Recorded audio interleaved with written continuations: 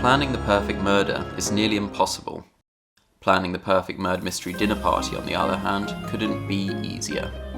First, choose your most suspicious friends or family members and send them an invitation.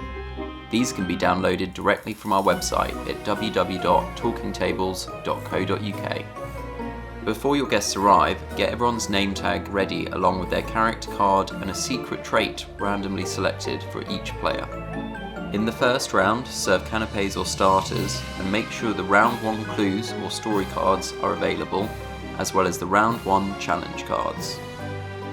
For the second round, you will want the evidence file to hand, as well as all the round 2 clues specific to your coloured gameplay.